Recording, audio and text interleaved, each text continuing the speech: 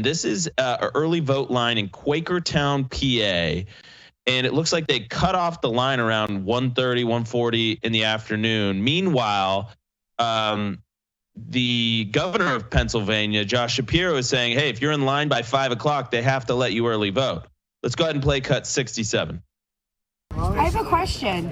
I have to bring someone here about 4 o'clock to vote. Are they gonna? I'm gonna ask you to talk to this. Are they gonna turn everyone down? I'm gonna ask you to talk to this gentleman because the voting is closed right now. It's closed. I just want you to talk to this gentleman. We have the right to vote until 4:30. I get you.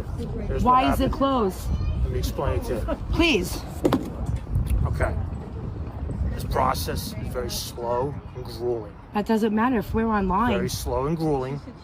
Doesn't matter if we're online by 4:30. We have the right to The reason why vote. it had to close was because a high volume of people wanted to do this, slow and grueling. Well, then they So have to had wait till everyone's. They had to cut the line at 1:45. Jack, what's happening here? Well, look, I mean, I love Q-Town. I spent a lot of good times there. Quakertown Farmers Market is absolutely legendary. But what you're seeing there's two things. First of all, you're seeing a voter who was told that you could come in person and vote, and as long as you were in line by 5 p.m., that you'd be allowed to vote in person. Of course, the officer is telling her no. This directly countermands the guidance that was put out by the Pennsylvania governor, Josh Shapiro, this guy who tried very, very hard to get on the ticket, but of course was humiliated nationally by Kamala Harris. Then second, which a lot of people are missing, by the way, and this also happened, by the way, down in Doylestown, Bucks County. Second, is that person who's giving out the guidance there at the polling place with that badge on. I don't know if people can, if Phoenix can put that up again. That's not an election official. That's a Democrat volunteer wearing some kind of voter protection fake badge that they've printed up, and that they're manning the polling lines in all of these key locations, claiming or acting as if they are some kind of election officials spreading this guidance. That's a false official right there. That is fraud. They are imposing themselves as officials. They are not licensed to do this. They are not certified by the state, by the county. It is completely illegal, by the way. This is something Republicans have had a consent decree against them for over 40 years. And so the idea that they would be out there posing as fake election officials is very serious. And I'm told, by the way, that in Bucks County, in just about actually 15 minutes time here, it's 1:15 Eastern, that in 15 minutes time, the Trump campaign is already suing Bucks County over all of this, and that a hearing is going to be taking place in the Bucks County courthouse regarding this. I've personally worked to get in 3, maybe even 4 affidavits from witnesses who were turned away when the governor had told them not to. Jack, I'm going to throw up this image. You were mentioning it before the break, 68. This is the lanyard that these activists are wearing. It's like, completely misleading. It says voter protection on it. And it appears that in that last video, the woman was trying to ask that woman, she said, well, you should talk to this gentleman, the police officer. So I think she's very aware that she may look official because of the lanyard she's wearing, but she knows that she is not. She's a fraud.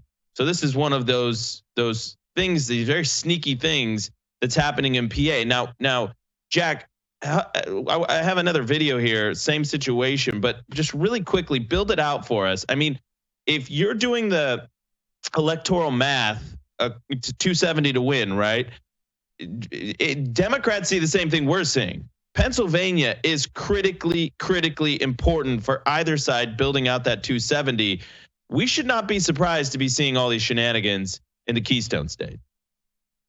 No, look, I've been saying all year, PA is the play, the Keystone is the key. That's why I've been going up and down Pennsylvania, going to churches in Pennsylvania, working with the Latin masses, the Latin right, Catholics to try to drive those out as well. Pennsylvania Catholics being a huge constituency there, one that's completely up for grabs, by the way, since Joe Biden is no longer on the ballot and Kamala Harris is just completely anti-Catholic. So look, when you look at things, the Sun Belt is turning out great for us. Early voting has been phenomenal for Republicans in the Sun Belt, but on that 270 to win, it's very hard. It is very hard to build a path to the presidency for Donald Trump to 270 without any of the Rust Belt, without that blue wall. And so here's the math of it. Kamala Harris, if she wants to win, she's got to sweep the blue wall.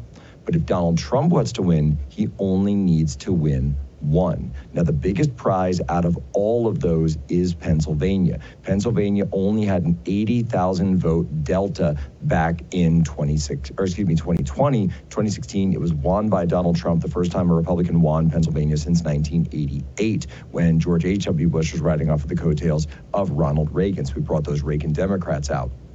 Now, you talk about the 80,000 vote delta that we just mentioned here. Take that 80,000. What did I just say?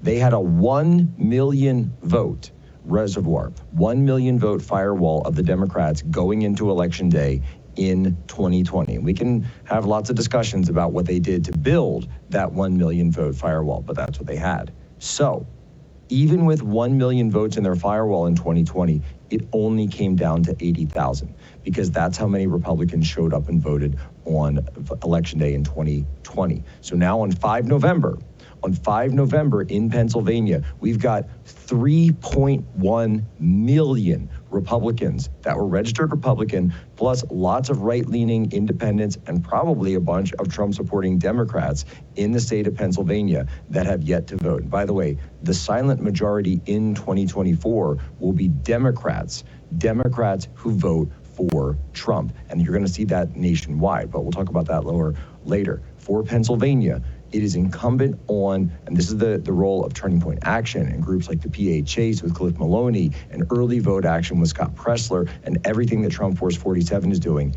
Go to those 3.1 million Republicans or just anyone in your circle, become the force multiplier. Grant Cardone came and he spoke at the recent Trump rally at MSG when we were there. 10x your vote. So this is the guy who came up with 10x your business. Now you got a 10x your vote. You need to be a force multiplier. Don't just think, oh, I voted, I'm good to go. No.